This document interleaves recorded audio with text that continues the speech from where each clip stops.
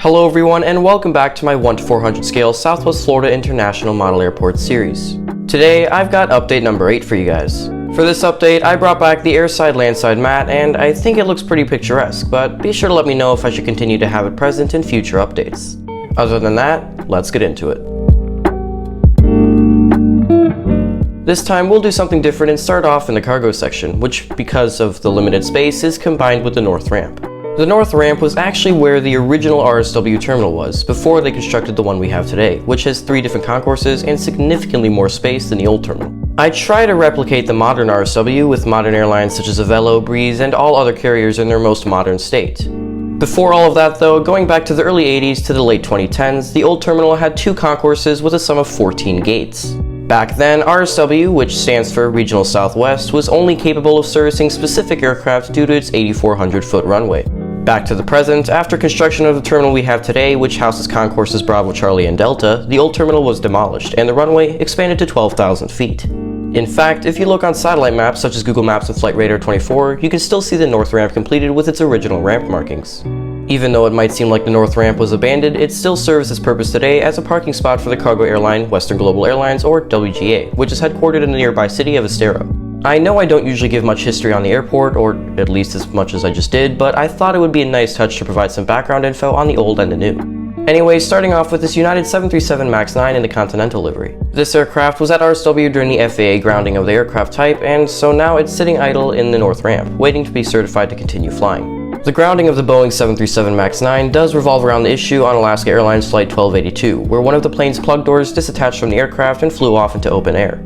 United also found many loose bolts and screws that hold together the many pieces of metal on the external and internal parts of their MAX 9s, some even near the plug door, which is the component that flew off that Alaska Airlines flight.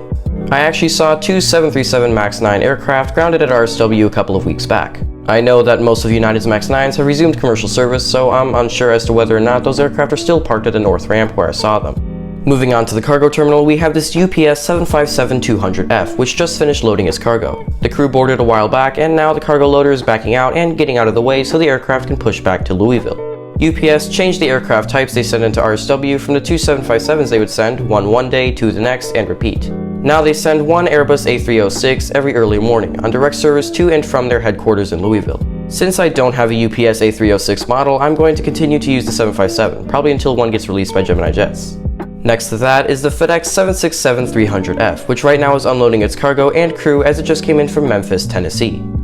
Now on to the main terminal. We'll start from the west side with this Discover A330-300. This aircraft and its crew is currently working double time to unload its cargo from its delayed flight from Frankfurt in the German state of Hesse. Directly to the right of that is the new Porter Airlines E2, both model and flight.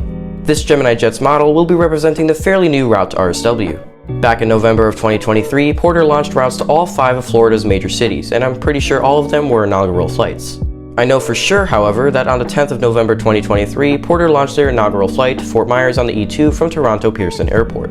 I'm super glad to have this model and route in my RSW updates, since it's definitely a treat to have an E2 in the updates. After all, Porter is the first and currently the only operator of the E295 in the entirety of North America. Anyway, this Porter E195 E2 is currently being catered for its flight to Toronto. Moving on to yet another Canadian aircraft, we have this WestJet Boeing 737-700 CT in the old livery.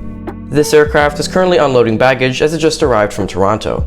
If we ever get a WestJet 737 MAX 8 in the new livery, that would be great, especially if it came from NG. WestJet operates every aircraft in their fleet at RSW at least once every 2 weeks, opting for the 737 MAX 8 on days with high demand. They even tend to send some of the aircraft that still carry the now retired swoop livery, and I was able to catch one of these rare planes the other day at RSW. The reason I say a MAX 8 in a new livery would be ideal is because we've already had the 737, the 738, and the 7M8 in the old livery. So I think the newest livery on the airline's newest planes is the best next step. That, and I kinda like the new livery the most.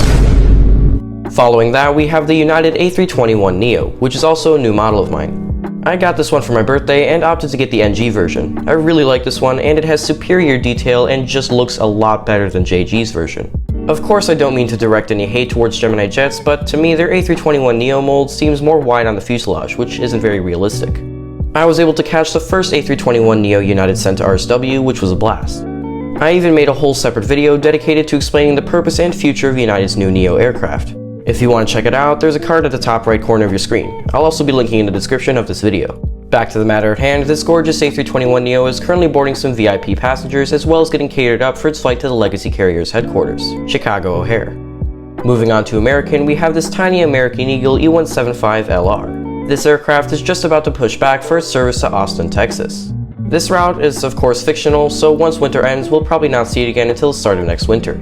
Last year, American Eagle actually operated the E175 on direct flights to Charlotte, but since then, they swapped out the E-Jet for the A321 due to increased demand. After that is the American mainline Airbus A320ceo, which right now is undergoing catering operations as well as getting some fuel pumped for its flight to Washington, D.C., specifically Ronald Reagan Airport. And at the far west side of the terminal, this Delta Boeing 737-900ER will be taking its regular service to New York JFK. I'm super happy to finally have this model since I've been eyeballing it for some time, as Delta tends to use it a lot when flying it to Fort Myers. And now onto the final aircraft for today's update. We have this Western Global Airlines 747-400 BCF, which as you can see is veering off the runway as it just touched down from Los Angeles. In reality, this aircraft would be veering to the right instead of to the left, but since there's no taxiway on the left because of the way the mat was printed, this WGA 747 will have to circle the entire runway before eventually making it to the north ramp, where it will then load its cargo and prepare for its next flight. Other than that, that is going to conclude update number 8 of my 1:400 scale Southwest Florida model airport update. I hope you all enjoyed the video and let me know if I should bring the JG mat into the next updates, or if I should go back to the simplicity of a plastic table. If you did enjoy this video and find content like this interesting, consider subscribing to help my channel reach 1,000 subscribers by 2025. As always, thank you all very much for watching, have a great day, and until next time, fly safe.